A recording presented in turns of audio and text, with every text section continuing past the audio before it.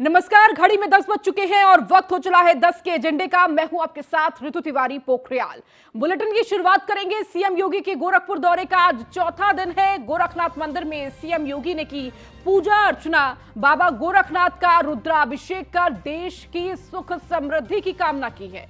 थोड़ी देर में सीएम योगी पहुंचेंगे कैंट स्थित गोरखपुर क्लब, जहां पर बदलता परिदृश्य पत्रकारिता संगोष्ठी कार्यक्रम में हिस्सा लेंगे। तो 4 दिवसीय गोरखपुर दौरे पर सीएम योगी आदित्यनाथ है। मकर संक्रांति का मौका था और इस मौके पर गोरखपुर पहुंचे हुए थे और आज चौथा दिन है और इस दिन भी दिन की शुरुआत गोरखनाथ मंदिर में पूजा अर्चना के साथ रुद्राभिषेक के साथ की।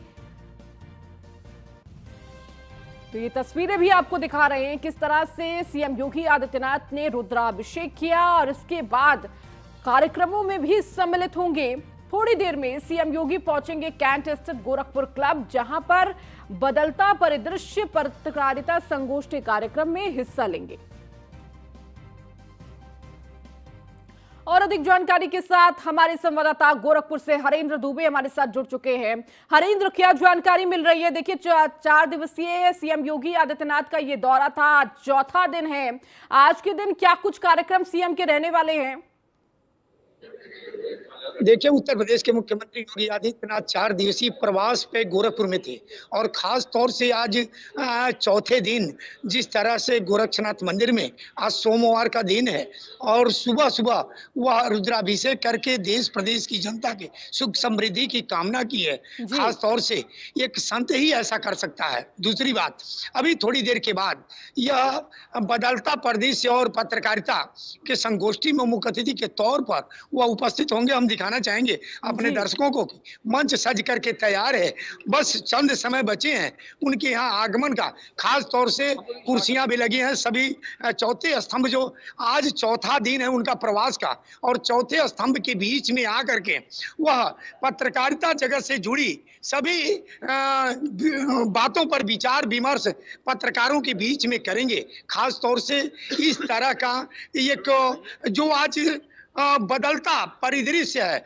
उस पर लेकर के जो चर्चा होगी लोगों के बीच में, वह काफी सुझाव और काफी जो है कि उस स्तर तक होगी कि इसको किस तरह से और बदला जाए और किस तरह से आगे और इसको सुधार किया जाए। खासतौर से यही नहीं, तैयारी पूरी कर ली गई है, बस चंद समय बचे हैं।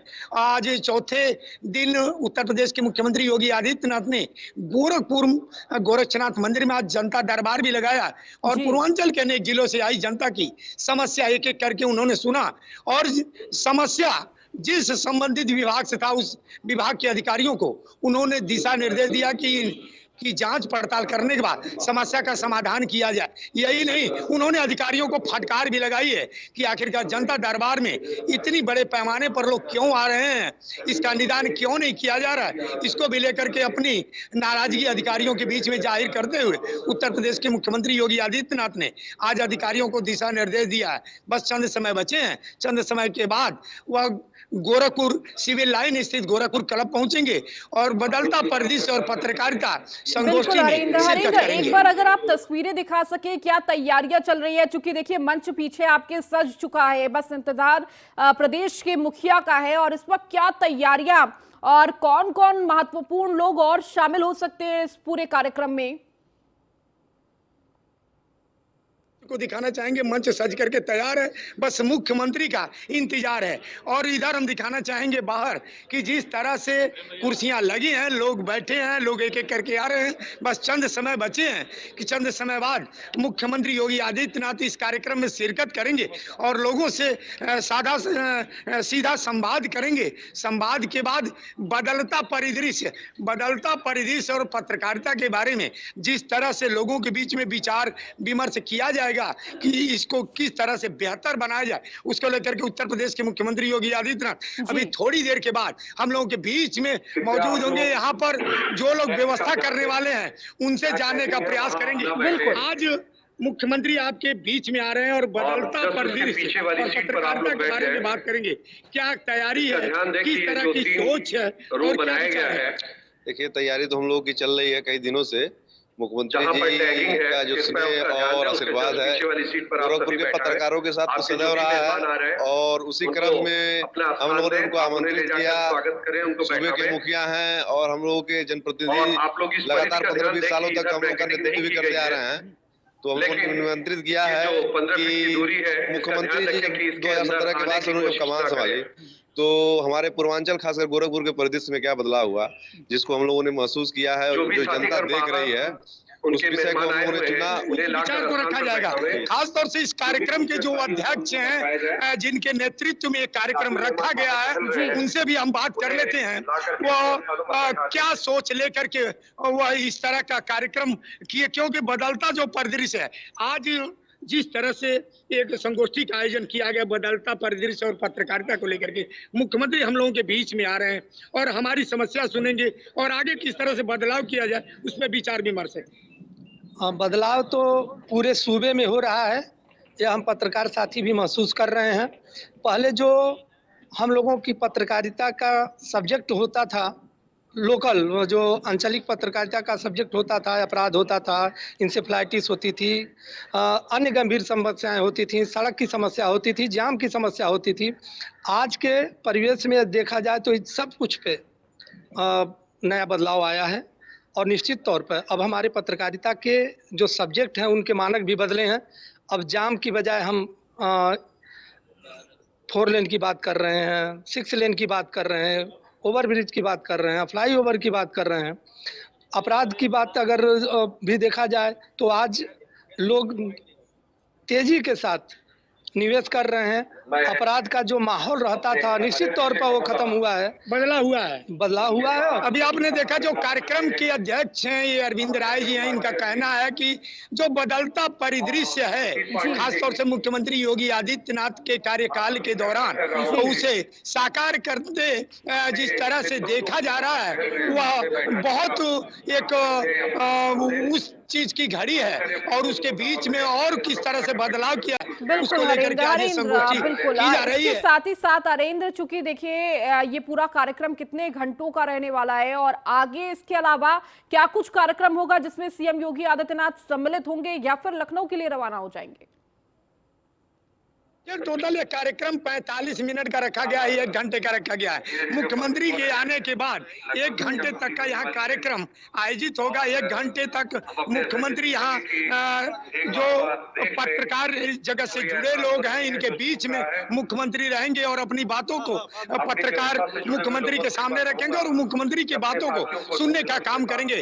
तो टोटल 1 घंटे का यहाँ से निकलने के बाद गोरक्षनाथ मंदिर जाएंगे और गोरक्षनाथ मंदिर से वह सीधा दिल्ली के लिए रवाना होंगे। इस तरह की जानकारी है और आगे क्या बदलाव आता है, जैसे ही बदलाव है अपने दर्शकों तक हम उनके कार्यक्रम को बताते रहेंगे। और खास तौर से जिस तरह से तैयारी यहाँ भव्य तरीके से की गई है और सुरक्षा के पुख्ता इंतजाम किए गए हैं, बस चंद समय बचे हैं उत्तर प्रदेश के मुख्यमंत्री योगी आदित्यनाथ पत्रकार जगत से जुड़े लोगों के बीच में नजर आएंगे। ठीक है हरेंद्र, बिल्कुल आप नजर लगातार बनाए रखिए। बहुत शुक्रिया आपका इस पूरी जानकारी को देने के लिए।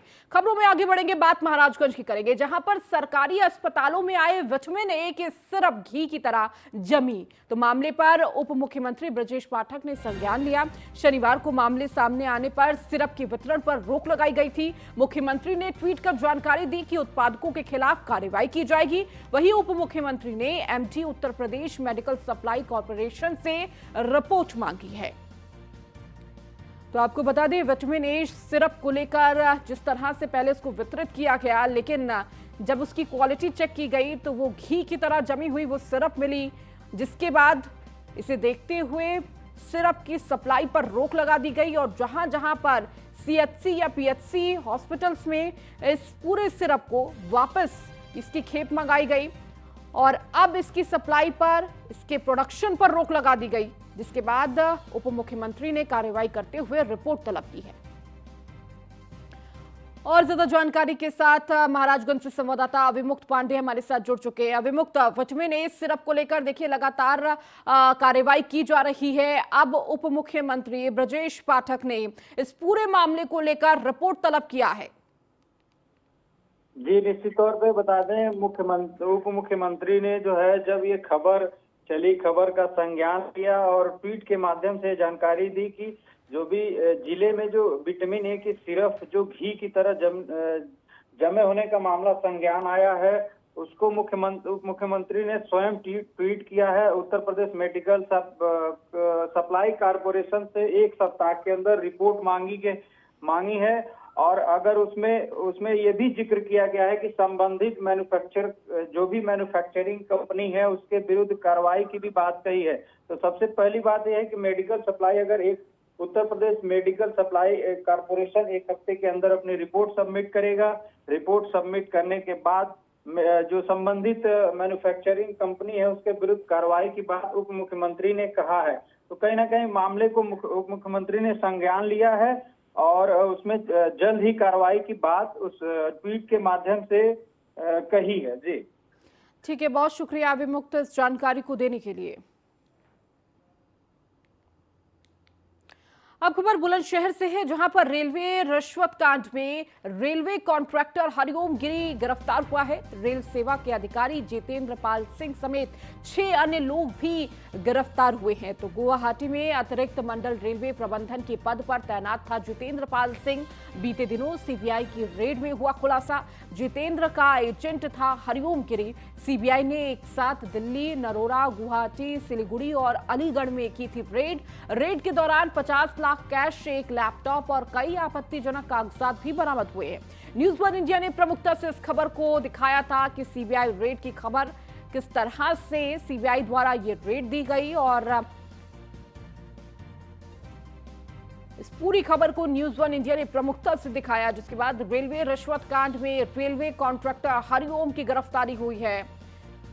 रेल सेवा के अधिकारी जितेंद्र पाल सिंह समेत 6 अन्य लोग भी गिरफ्तार हुए हैं। तो सीबीआई की यह छापेमारी थी। गुवाहाटी में अतिरिक्त मंडल रेलवे प्रबंधन के पद पर तैनात था जितेंद्र पाल सिंह। बीते दिनों सीबीआई की रेड में हुआ खुलासा, जितेंद्र का एजेंट था हरिओम गिरी, जिसकी गिरफ्तारी हुई है। तो सीबीआई ने एक साथ दिल्ली, नरोरा, गुवाहाटी, सिलीगुड़ी और अलीगढ़ में ये रेड डाली थी और रेड के दौरान 50 लाख कैश, 1 लैपटॉप और कई आपत्तिजनक कागजात बरामद हुए हैं। और इस पूरी खबर को, सीबीआई की रेड को न्यूज़ वन इंडिया ने प्रमुखता से दिखाया था।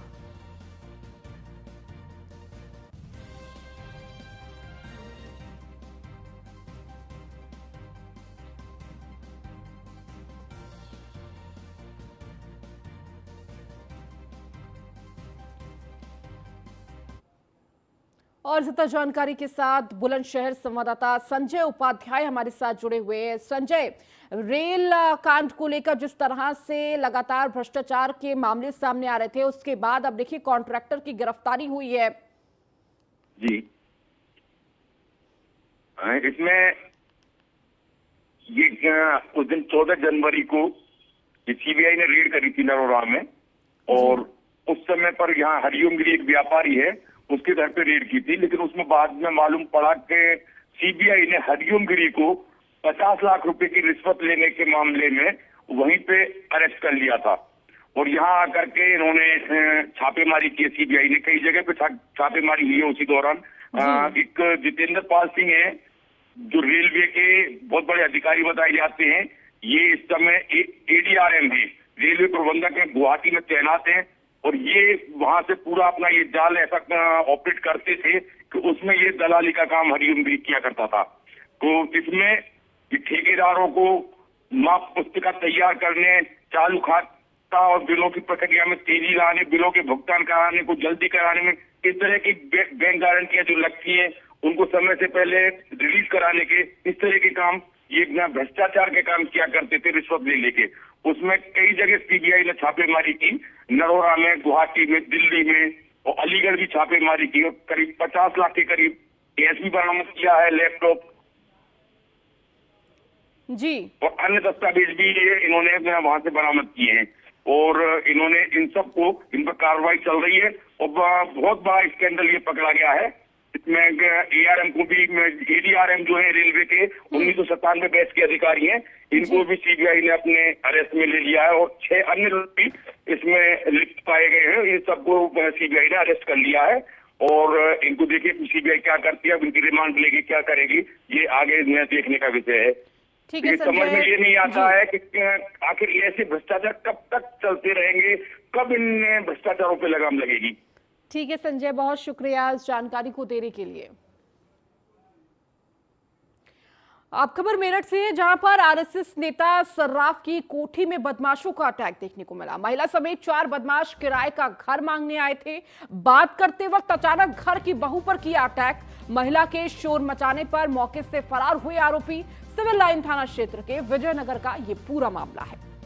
तो महिला समेत 4 बदमाश किराए का घर देखने आए थे और इसी दौरान घर की बहू पर अटैक कर दिया, जिसके बाद शोर मचाने के बाद ये आरोपी फरार हो गए, ये बदमाश फरार हो गए। तो मेरठ से ये पूरी खबर आपको दे रहे हैं और अधिक जानकारी के साथ मेरठ से संवाददाता अतुल शर्मा हमारे साथ जुड़ चुके हैं। अतुल, क्या जानकारी इस पूरी घटना को लेकर मिल रही है और अभी तक क्या कार्रवाई पुलिस की तरफ से बदमाशों को लेकर?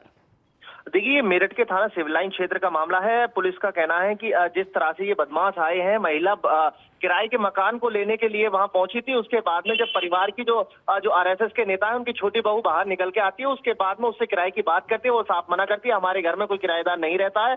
और उसके बाद में जो महिला है अपने साथियों को इशारा करके बुलाती है और वहां पर लूट की घटना को अंजाम देने के लिए पहुंचते हैं। लेकिन जो कुत्ता है, जो घर का पालतू कुत्ता है, उसने उसके अटैक करने के बाद तो जो अपराधी है वो वहां से भाग जाते हैं। अपराधी को भागने के बाद फिर मौके पर जो सीसीटीवी है पुलिस देखती है, उसके बाद में मुकदमा दर्ज करती है। लेकिन देखा जाए तो मेरठ के अंदर नई नई तरीके से लूट और डकैती की वारदात को अंजाम देने के लिए अपराधी बेखौफ होकर के घूम रहे हैं। फिलहाल अगर बात की जाए तो पुलिस ने मुकदमा दर्ज किया है। थाना सिविल लाइन जो क्षेत्र अधिकारियों अरविंद कुमार चौरसिया, उन्होंने साफ तौर पर कहा है किसी भी अपराधी को बख्शा नहीं जाएगा। जो भी इसमें सीसीटीवी कैमरे में कैद हुए हैं उनके सख्ती से कार्रवाई की जाएगी। फिलहाल उन अपराधियों की तलाश की जा रही है, महिला की तलाश की जा रही है।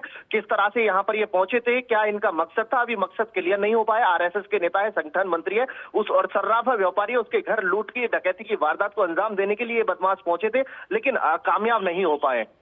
ठीक है, बहुत शुक्रिया अतुल इस जानकारी को देने के लिए।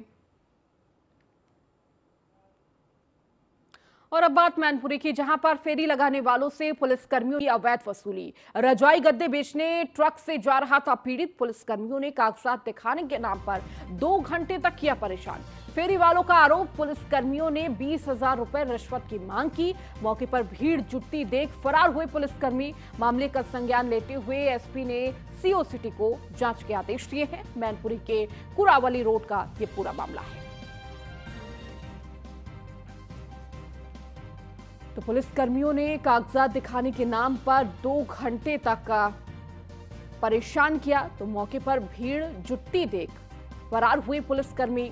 मामले का संज्ञान लेते हुए एसपी ने सीओ सिटी को इस पूरे मामले की जांच के आदेश दिए हैं। मैनपुरी से संवाददाता अभिषेक जैन हमारे साथ जुड़ चुके हैं। अभिषेक, क्या जानकारी मिल रही है? देखिए, किस तरह से पुलिस पर रिश्वतखोरी का आरोप लग रहा है और लगातार फेरी वालों को परेशान करने का भी आरोप है। क्या अभी तक पहचान हो पाई है कि कौन पुलिसकर्मी थे? बिल्कुल ऋतु, मैं पहले तो आपको ये बता दूं, ये जो मामला है वो मैनपुरी के कुरावली रोड का ये मामला है, जहां पर बताया जा रहा है देर शाम मुरादाबाद शहर के कुछ लोग फेरी लगाकर रजाई गद्दा बेचने का काम कर रहे थे और एक स्थान से दूसरे स्थान के लिए जब वो जा रहे थे ट्रक में माल लोड करके, कि उसी समय पुलिस लाइन में जो 4 पुलिसकर्मी थे और कार में सवार होकर आते हैं और वहां पर उनके वाहन को रुकवा लेते हैं। पहले तो उनसे पूछताछ करते हैं, पूछताछ करने के बाद गाड़ी के कागजात भी मांगते हैं और दौर जमाते हुए उन पर अपनी पुलिसगिरी दिखाने लगते हैं। जब वो विरोध करते हैं, कागज भी दिखाते हैं, उसके बाद उनसे 20,000 रुपए की मांग का भी आरोप लगाया है पीड़ितों ने। हालांकि जब काफी लोग इकट्ठा हो जाते हैं, मीडिया कर्मी भी वहां मौके पर पहुंचते हैं, उसके बाद वह फंसता हुआ देख पुलिसकर्मी मौके से फरार हो जाते हैं। ऋतु, एक चीज और मैं बता दूं कि जिस तरीके से ये जो हालात बनते जा रहे हैं कि पुलिसकर्मी द्वारा रुपए मांगे जाते हैं या इस तरीके की हरकतें सामने आती हैं, तो कहीं ना कहीं पुलिस विभाग भी इसमें शर्मिंदा हो रहा है। और जैसे ही इस मामले का संज्ञान नवागत एसपी विनोद कुमार को उन्होंने जैसे ही लिया, तो तत्काल सीओ सिटी संतोष कुमार को कार्रवाई के आदेश भी दिए हैं। जी ऋतु। ठीक है अभिषेक, शुक्रिया इस जानकारी को देने के लिए।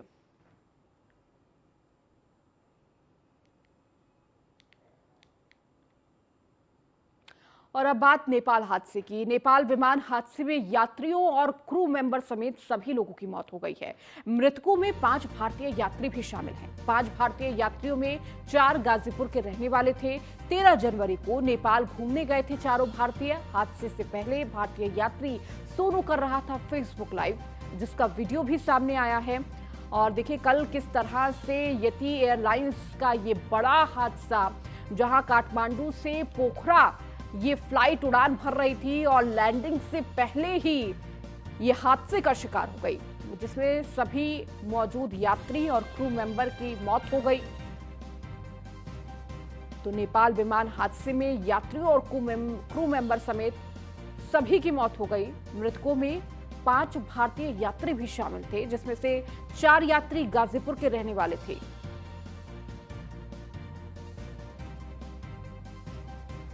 और ज्यादा जानकारी के साथ आसिफ हमारे संवाददाता गाजीपुर से जुड़ चुके हैं। आसिफ, जिस तरह से कल सूचना मिली कि नेपाल की जो फ्लाइट थी यति एयरलाइंस में, किस तरह से ये बड़ा हादसा हुआ और इस हादसे में गाजीपुर के 4 युवक भी शामिल थे, क्या जानकारी मिल रही है उनके परिवार के बारे में? और जब इस हादसे की जानकारी परिवार को दी गई, अभी क्या स्थिति?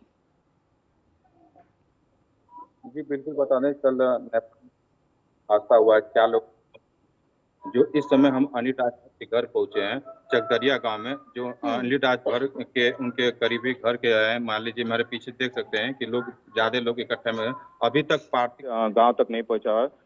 ये लोग मांग कर रहे हैं कि पार्थिव शरीर आए और सरकार से मतलब गुजारिश है कि मतलब वो सरकार की तरफ से कुछ जो मुआवजा मिले, उनको मिले सुविधा। ये उनसे बात करते हैं, उनके कुछ करीबी हैं, उनके घर के हैं लोग, अनिल राजभर के, उनसे बात करते हैं। क्या नाम है सर आपका? क्या नाम? अनिल राजभर क्या करते थे, कब घूमने के लिए गए थे? अनिल राजभर उनके पिताजी बता रहे हैं कि 12 तारीख को गए थे घूमने के लिए और वो पानी भरा था, उनको कोई खबर नहीं था। जब हादसा हुआ तो उनको खबर मिला, तो वो बोल रहे थे कि वो लोग बस से गए हों, कोई जानकारी पूरा नहीं थी कि वो प्लेन से गए। अनिल राजभर क्या कर रहे थे? अनिल राजभर बिजनेस क्या था? एक उनका छोटा मोटा जनसेवा केंद्र था, उसी में अपना जीविका चला रहे थे। जनसेवा केंद्र खोलकर उनके पिताजी वही की दुकान है, उसी पे दोनों लोग देख रहे थे। पिताजी और बेटा जी देख रहे थे, दोनों लोग। क्या भाई हैं? 2 भाई थे। 2 भाई हैं। मौसी है उनका। क्या नाम है आपका? दुर्गा चाची। अच्छा, अनिल राजभर आपके क्या लगते थे? बेटा है। अच्छा, अनिल राजभर यहाँ से कब गए थे, बोलिए? बोलिए। 12 तारीख को था। 12 तारीख के। अनिल राजभर क्या करते थे? दुकान पर। कितने भाई हैं? 2 भाई वाले। अच्छा, सरकार से क्या मांग सकते? जो आए बात को सरकार से हम आर्थिक सरकार। हमारे साथ कुछ और हैं। क्या नाम है आपका? रमेश राजभर। अनिल राजभर कब यहाँ निकले थे, क्या यहाँ व्यवसाय था? अनिल राजभर 3 रोज पहले निकले थे और उनका व्यवसाय था, जन सेवा केंद्र खोले थे, उसी में अपना जीवन कर रहे थे। सरकार से हम लोग का यही मांग है कि डेड बॉडी हम लोग को घर आए। और क्या मांग? और जो मुआवजा होगा सरकार उसको आर्थिक सहयोग करे। कुछ और हमारे साथ हैं, उनसे भी बात कर लेते हैं। क्या नाम है आपका? हमारा नाम है मोहम्मद अमजद अली जी। हम अनिल के दुकान के सामने हमारा दुकान है सैलून का, और अनिल से हम लोग का हमेशा डेली उठना बैठना खाना पीना हर चीज होता था हम लोग को। अनिल 12 तारीख को जब यहाँ से निकला तो हम लोग को फोन किया है कि हम जा रहे हैं यहाँ पे, पापा ना है, तो हम भी नहीं थे दुकान पे, हम गए थे एक जगह खाना बनाते हैं, वहाँ गए थे। तो हम लोग फिर बोले अंदर, फिर को फोन किए, तो इससे हुआ तो हम लोग को फिर उसके बाद किसी से कांटेक्ट नहीं हुआ है। 12 तारीख के बाद किसी दोस्त से कांटेक्ट नहीं हुआ है। ये 15 तारीख को सोनू भैया के नाम फेसबुक आईडी से एक वीडियो वायरल हुआ, वही लोग देखे। फिर उसी के बाद 1 घंटे के बाद मालूम हुआ कि सोनू भाई का तो ऐसा ऐसा काम हो गया। अनिल थे, सोनू थे, अभिषेक थे, 4 लोग थे जो औरंगाबाद के। ये हमेशा ग्रुप में हम लोग जाते थे, इससे पहले भी हम लोग कई बार ग्रुप में जा चुके हैं। अभी कोई अधिकारी यहाँ पे आया था? रात में एसडीएम साहब आए थे, थाने से लोग आए थे। ठीक है आसिफ, ठीक है आसिफ, बहुत शुक्रिया इस जानकारी को देने के लिए। तो लगातार देखिए न्यूज़ 1 इंडिया की टीम पीड़ित परिवारों को घर पहुंची हुई थी और किस तरह से इस हादसे के बाद परिवारों में मातम पसरा हुआ है।